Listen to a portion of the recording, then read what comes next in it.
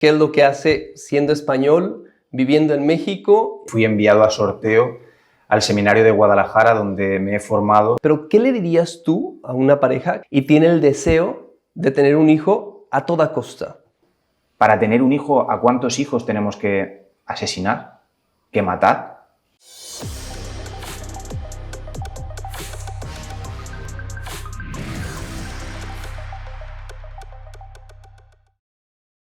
Hola, ¿qué tal? Desde hace mucho tengo ganas de hacerle una entrevista a Lucio Miguel López Olmos, porque es una persona muy interesante en su camino de fe. Y pues bueno, hoy para mi canal de YouTube está aquí para hablar de muchas cosas, no solo su vida, sino también qué es lo que hace siendo español, viviendo en México, ahora aquí en Roma, qué es lo que estudia. Entonces vamos a desempapelar la persona de Lucio como un sacerdote. Ahora, dime, ¿quién es Lucio Miguel López Olmos? Pues Lucio es un sacerdote que es originario de Murcia, en España, que toda mi formación la he hecho en Guadalajara, Jalisco, México, donde he sido ordenado sacerdote y que actualmente estudia en Roma. Mi obispo me ha enviado y acabo de terminar la licenciatura e inicio el doctorado. Y platícame, ¿por qué eres de Murcia, en España, y por qué vives en México? Bueno, pues yo he sido formado en la fe, en la iniciación cristiana del camino neocatecumenal, y en un momento de mi vida pues me puse a disposición de ir a un seminario y fui enviado a sorteo al seminario de Guadalajara, donde me he formado y he sido ordenado sacerdote. Por eso es que estoy incardinado en la arquidiócesis de Guadalajara y vivo allí. ¿Cuántos años tienes viviendo en México? Pues alrededor de 15. ¿Comiendo picante, tequila, todo? Por supuesto. Eso se aprende rápido. Bueno, hay quien no lo aprende, sí. Y entonces te formaste en la fe en el camino neocatecumenal, pero el obispo, el cardenal, te envía a estudiar a Roma. ¿Qué es lo que estás estudiando? Pues acabo de terminar la licenciatura en Teología Moral y, si Dios lo permite, ahora inicio el doctorado también en la rama de Teología Moral, pero concretamente en la parte de bioética. Voy a hacer un doctorado sobre la bioética en relación con la inteligencia artificial, un tema que está totalmente de actualidad, que el Papa León XIV no para de hablar de este tema, de que se investigue, de que se estudie a profundidad, y que es un tema que me interesa de manera particular. ¿Cuál fue tu tesis ahora para la licencia en Teología Moral aquí en Roma? Pues he elaborado una tesis que es un poco técnica, la verdad es ardua de leer porque es un status questioni, se dice en latín, un estado de la cuestión, una actualización de la literatura científica sobre el tema de las técnicas de reproducción asistida. Concretamente me he fijado en 3 técnicas, en la ICSI, que es la inyección intracitoplasmática de embriones, son palabrotas que a lo mejor no todos los que vean esto lo van a entender, el diagnóstico genético preimplantatorio y el tema de la criopreservación de embriones. Entonces he hecho una actualización de todos estos temas para poder después en el doctorado hacer un análisis profundo, porque si no se sabe qué se está haciendo y cómo se está haciendo es imposible dar una evaluación moral profunda. ¿Y a dónde quieres llegar con tu doctorado? Pues quiero hacer ver primeramente la dignidad de la persona humana, que no soy obviamente un pionero, esto lo ha estado defendiendo la antropología cristiana clásica, el magisterio de la Iglesia, tantos teólogos, tantos filósofos, tantos pensadores, tantos científicos a los que admiro, que han hablado de esta dignidad inalienable, intrínseca del ser humano, mostrar la belleza de la vida para hacer ver, que al final es el papel de la bioética, que no todo lo técnicamente realizable es lícito hacerlo, sino que hay unos límites que son el respeto precisamente de la esencia del ser humano. Por ejemplo, ¿cuáles pueden ser los límites que el ser humano debería tener en cuestión de la reproducción asistida? Yo sé que esto lo tratamos constantemente en nuestras parroquias, acompañando parejas que están en esta dificultad, pero ¿qué le dirías tú a una pareja que tiene dinero y tiene el deseo de tener un hijo a toda costa? Pues mira, Heriberto, agradezco que me hagas esta pregunta porque es una realidad que yo en la parroquia la he vivido muchísimo. O sea, gente que incluso siendo católica, cristiana, pues muchas veces no conoce realmente qué son las técnicas de reproducción asistida, porque es que aquí hay varias vertientes, ¿no? En un primer lugar, ¿qué entendemos por la vida? ¿La vida hay un derecho a ser padre o la vida es un don? Porque es totalmente distinto esta concepción de ver la vida como un don que no fabrico en un laboratorio, que no es a mi antojo, que no es cuando yo quiera, y sin embargo quien ve la vida pues de esta manera como algo manipulable, como algo que se puede cosificar, sin despreciar el sufrimiento, por supuesto, que implica una frustración en la paternidad. Pero aquí habría muchísimo que decir, ¿no? Porque actualmente vivimos una etapa en la que hay una esterilidad grandísima, increciendo en las parejas, y muchas veces viene del bombardeo químico que se han metido al cuerpo con los anticonceptivos y con tantas situaciones que se dan. Entonces podremos decir que no es solo el deseo de la pareja de tener hijos, sino es un don que viene de Dios. Eso a mí me parece muy interesante porque al final las mismas parejas se tienen que poner en las manos de Dios. No es solo que ahora científicamente se puede, porque yo he visto algunas noticias y tienen millones y millones digámoslo así, de personas congeladas, si así le podemos llamar. Platícame un poco de esto. Pero es una situación crítica lo que está viviendo España. En España, en la actualidad, por arrojar una cifra, hay más de 700.000 embriones congelados. No se diría en Inglaterra que hay más de 1 millón y en Estados Unidos seguramente rebase el 1,5 millones de personas en estado de congelación. Yo digo, es que solo el decirlo a mí me pone la piel de gallina, ¿no? Pensar que un padre sea capaz de tener a su hijo en estado de congelación. Digo, ¿cuál es el estado de esa persona? Porque el alma no se congela. Entonces, es un interrogante y luego que muchos van al desecho, van al desperdicio. O sea, es una... No todos se logran, ¿verdad? No todos se logran. Y luego aparte que es que hay un porcentaje bastante elevado que se abandonan, porque una vez que la pareja ha conseguido su objetivo a través de estos embriones criopreservados, de ser fecundados y han llegado a un embarazo exitoso, han tenido un hijo, muchos quedan ahí en el limbo. Entonces, ¿qué se hace con ellos? Entonces podemos decir que esos embriones ya son personas. ¿En qué momento comienza la vida o comienza a ser una persona? Esto es interesante porque muchos dicen que después de unas semanas, eso, pero hay pruebas de esto. Háblame un poco de esto porque yo digo que hay muchas personas congeladas, pero van a decir, a ver, espérame, no son personas. Muchos pueden decir esto, pero para nosotros y científicamente hay una prueba. Platícame un poco de esto. Bueno, en primer lugar, lo que quiero decir respecto a esto es que hay cosas que no son opinables. O sea, esto no se trata de opiniones, de a mí me parece. Aquí hay que recurrir a qué dice la ciencia. Y la ciencia, de una manera holgada, de una manera exhaustiva, desde hace ya bastantes años, ha probado de manera científica dónde inicia la vida humana. Esto lo podemos ver en la biología celular, en la genética, tanto en su vertiente clásica como en la vertiente molecular. Pero la vida humana comienza con la unión de los gametos. Los gametos son el óvulo femenino, el esperma masculino, y en esa unión el espermatozoide penetra dejando el flagelo, lo que sería el rabito, ¿no? Que tiene toda la carga mitocondrial, atraviesa el citoplasma del óvulo y vierte el contenido genético. El gameto masculino tiene 23 cromosomas, el óvulo femenino otros 23 cromosomas, y a partir de que el espermatozoide activa todos estos procesos bioquímicos que se dan en el óvulo, se vierte el contenido genético y se inicia una nueva unidad de vida que en la manera, forma y tiempo en que puede ser manifestado se manifiesta. Estamos ante el embrión unicelular, estamos ante el cigoto, que es igual de persona humana que una persona de 80 años. Porque digo, ¿qué es lo que hace al ser humano precisamente ser humano? Ahí hay una vida y hay una vida humana con una identidad genética distinta a la de sus padres, que si dejamos que ese proceso continúe adelante en tiempo, con una continuidad, con una progresión, con la serie de meiosis, de divisiones y todo lo que tiene que ocurrir, dará lugar a la persona tal cual podemos ver. Nosotros hemos estado en ese estado unicelular en algún momento. Pero hay algo que me llama la atención, que yo he visto en algún momento un video en donde el espermatozoide penetra y salta como un flash, luz, hay luz, o sea, y lo he visto, obviamente no es algo como editado, digámoslo así, que los católicos están diciendo que no, es algo científico que se ve y lo he visto en, o sea, varios microscopios porque lo han grabado, o sea, no solo uno. ¿Qué significa esto? Porque para mí es muy importante y yo creo que hay que explicarlo porque este es el fundamento de dónde inicia la vida, dónde Dios infunde el alma, dónde inicia todo.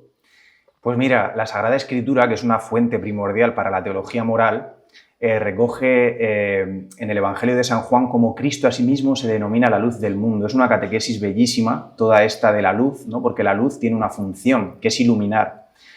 Y el hombre hecho imagen y semejanza de Dios, como dice el libro del Génesis, ya desde el inicio se ve, se plasma cómo el hombre irradia este ser de Dios dentro de él, porque en el momento en el que, como decía, el espermatozoide, este gameto masculino, fertiliza el óvulo, se dan una serie de reacciones químicas en las que el zinc produce este destello de zinc, este destello de luz, que para mí de manera personal es el momento en el que Dios infunde el alma, porque el alma en la persona, en la visión tomista, siguiendo a Santo Tomás de Aquino, el hombre no es un componente de muchas cosas, es esta unidad sustancial de cuerpo y de alma.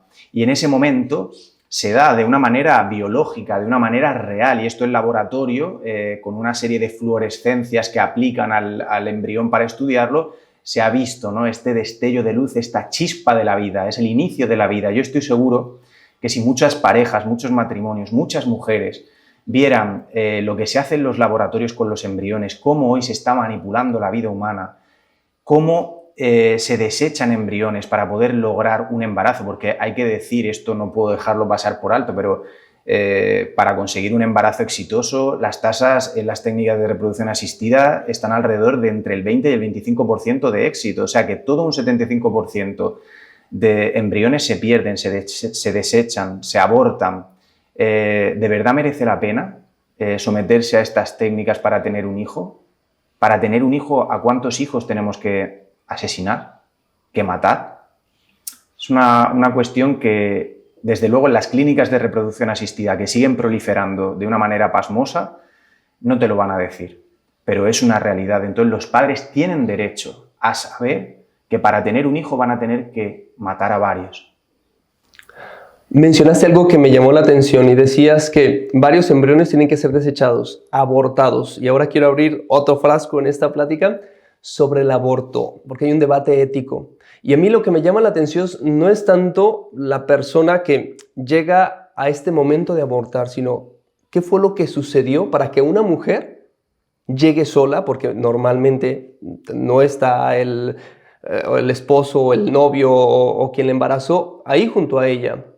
¿Qué fue lo que sucedió para que ella llegara a ese momento? Porque obviamente ese momento pues es cruel, es matar a una persona, o sea, es muy cruel, pero viendo las circunstancias, me gustaría saber tú qué es lo que piensas de eso, porque a lo mejor hay quien está viendo esta entrevista y hay debates éticos que hay que sacar a explicarlos, porque normalmente cuando lo hacemos en una confesión o se acercan a dirección espiritual, a lo mejor no tenemos las herramientas ni el tiempo para hacerlo y ahora lo podemos hacer y con alguien que es experto como tú. Pues yo creo que estamos todos sometidos a una ideología, a una ingeniería de ideologización social grandísima en la que parece que el tema del aborto es como una decisión totalmente autorreferencial e individualista, una decisión autónoma. A mí me impresiona cómo se despenalizan en las leyes que una chica menor de edad pueda tomar la decisión de abortar, pero, por ejemplo, no pueda beber alcohol. O sea, son cosas tremendas y estamos asistiendo a un vaciamiento del contenido de lo que es el ser humano, porque el problema real en la actualidad yo creo que es que estamos asistiendo a una ideologización, a un proyecto de ingeniería social en la que la ideologización no deja pensar, porque en qué momento hemos visto la vida humana como algo desechable, como algo cosificado, como un producto que yo decido si sí o si no.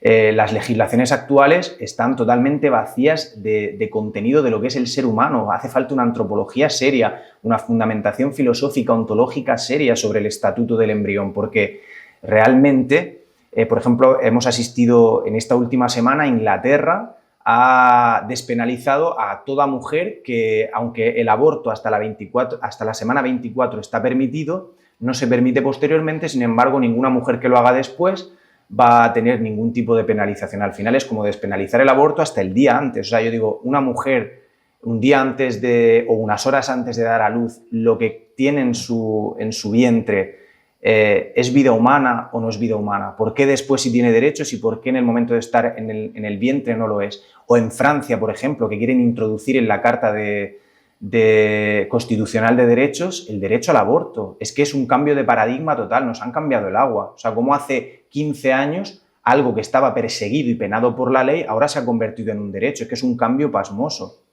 ¿Qué crees que es lo que haga falta?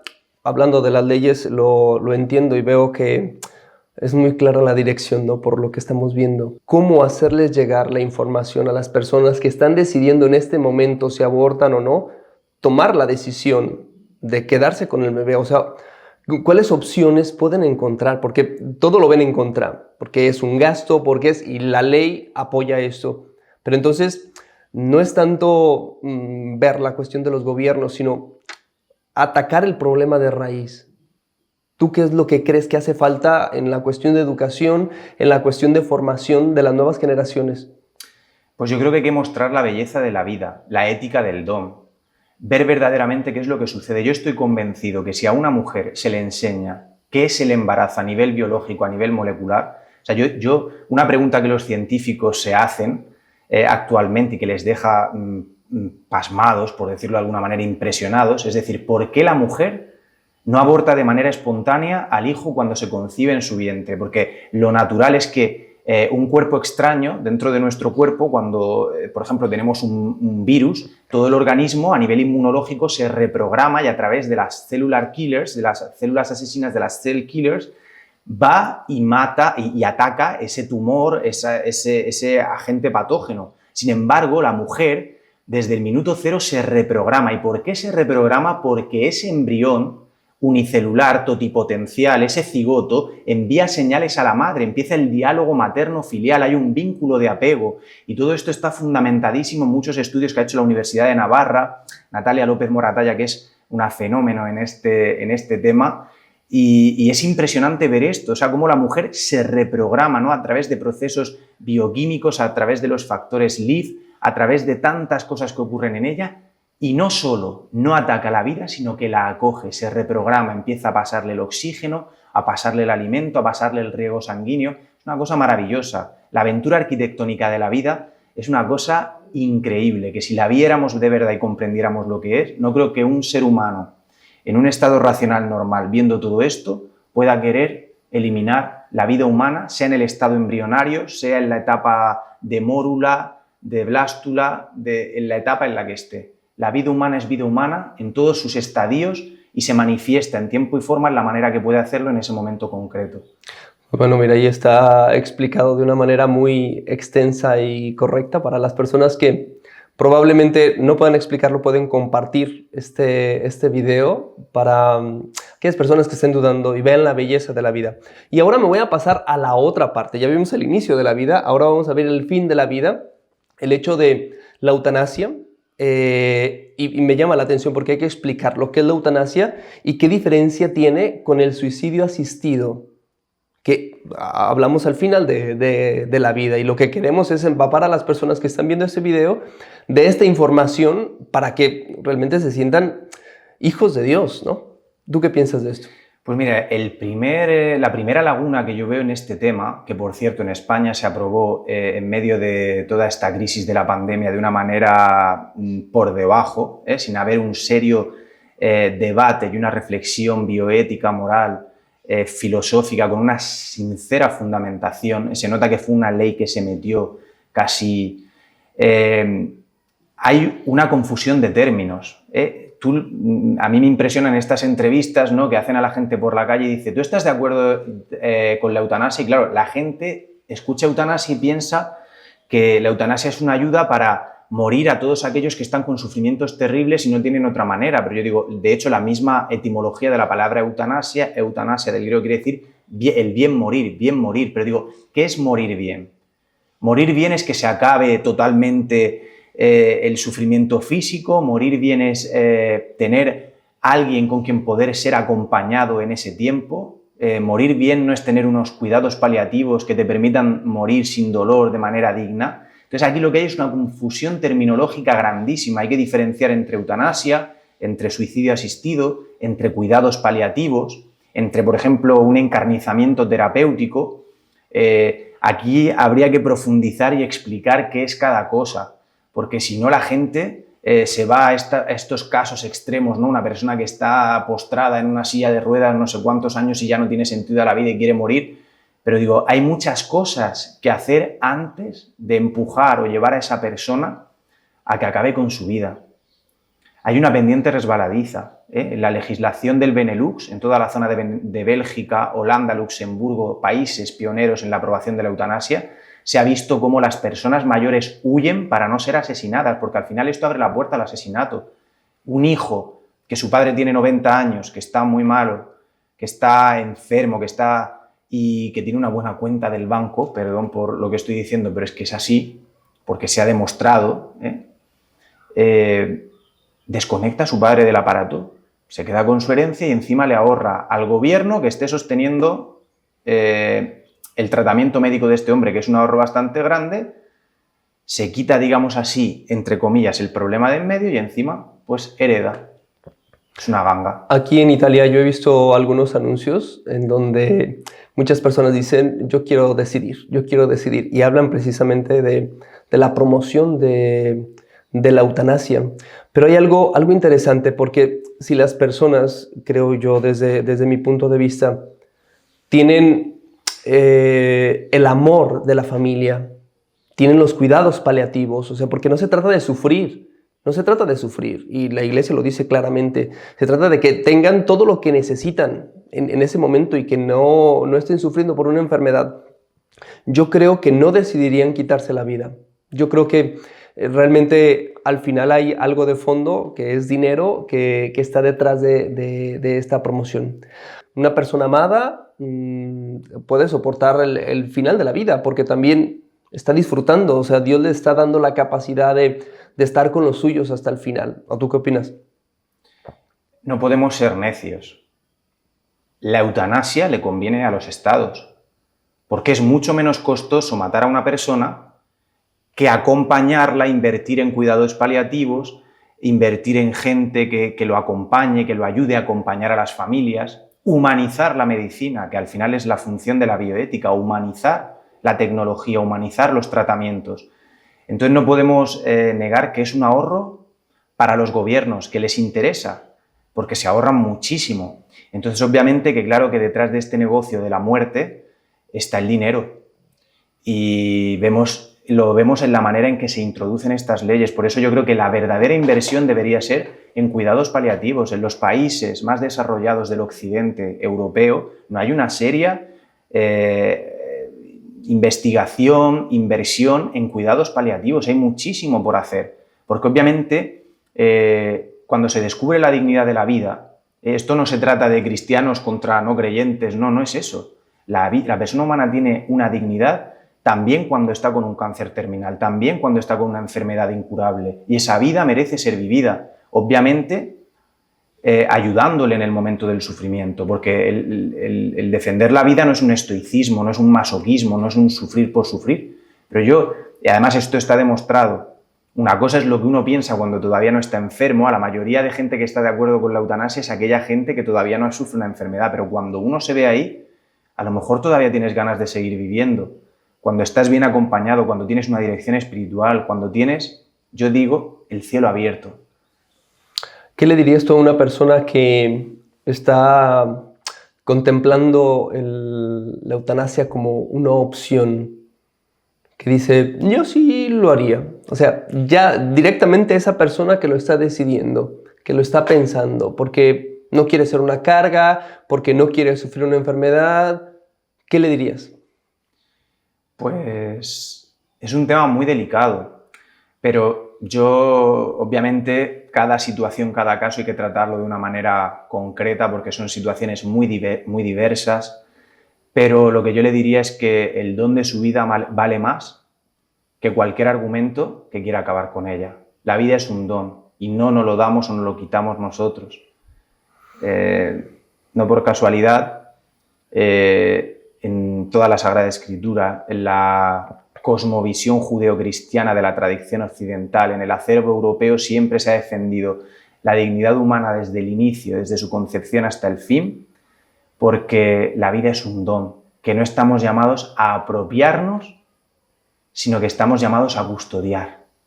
Nosotros no somos los administradores, somos gestores de este don de la vida que se nos ha hecho. Por eso yo le diría, hay otra puerta de salida, hay otras opciones. Vamos a sentarnos, vamos a hablar y sobre todo trataría de infundirle el ánimo, la alegría que a mí me da el saber que nuestra vida no termina. Abrirle el cielo para que pueda ver que esa vida y que ese estado en el que se encuentra tiene un sentido profundísimo, un sentido redentor que nos hace aún más humanos, porque nos hace asemejarnos a Cristo, al Cristo sufriente. Y sin afán de ser ni masoquista ni estoicista, como decía, por supuesto brindarle la ayuda que esa persona necesita, con cuidados paliativos, con una asistencia humana. Yo creo que en estos casos es muy importante lo humano. Hay muchos médicos que se han deshumanizado. Yo estos médicos que practican eutanasias, que practican abortos, me da tristeza que una persona que se ha formado 8, 10, 15 años para defender la salud y la vida acabe quitándola. Algo está mal. Sí, seguramente motivados por otras cosas, pero bueno, eso lo vamos a dejar ahí. Yo creo que voy a tocar otro punto muy interesante también de lo que pronto vas a comenzar con la tesis doctoral sobre la inteligencia artificial, que ahora temen en cuestión del desarrollo de las siguientes generaciones, pero en la cuestión de la guerra pues está tomando un protagonismo que asusta, que da miedo. Pero la inteligencia artificial en las cuestiones bioéticas, yo creo que necesita límites éticos, porque si no va a decidir quién vive y quién muere, porque puede detectar las enfermedades, puede hacer como que no deja actuar a Dios, sino que el hombre trata de controlar a través de la inteligencia artificial todo. Este tema es de recientísima actualidad, es muy reciente. De hecho, estalló hace un par de años. A mí me impresiona, ¿no? Lo hemos compartido aquí estando en Roma, cómo ha cambiado la manera de la investigación, ¿no? Yo que estoy haciendo ahora, he estado haciendo la tesis de licencia, a mí me impresiona cómo hace 2 años terminé un máster en bioética y la manera de trabajar era totalmente distinta con las herramientas de la inteligencia artificial. Precisamente el Papa León XIV, en esta semana pasada, en un paper que tuvo con empresarios e investigadores de Silicon Valley, del puro corazón de la inteligencia artificial, hacía una llamada de urgencia a establecer un marco ético para la utilización de la inteligencia artificial. Y es algo que yo, en el estado de la cuestión que he realizado en mi tesis de licencia, me he dado cuenta. Me llamaba la atención cómo, haciendo esta revisión de la literatura científica, ya se está empleando en los laboratorios la inteligencia artificial. Por ejemplo, se programa para poder establecer criterios de tasas de éxito de embarazo, para, según una serie de barómetros de criterios, poder seleccionar o rechazar un embrión para que sea transferido al útero de la madre. Entonces yo digo, si ya de por sí estamos en un campo en el que digamos que nos estamos moviendo en el ámbito del mal menor, porque ya hay un mal en la manipulación de la vida, si esto encima lo dejamos en manos de algoritmos, si esto lo dejamos en manos de la máquina, yo desde luego desde la visión de la escuela atomista, el sujeto moral y el sujeto responsable de las acciones es el hombre, porque es el que tiene verdaderamente la capacidad racional.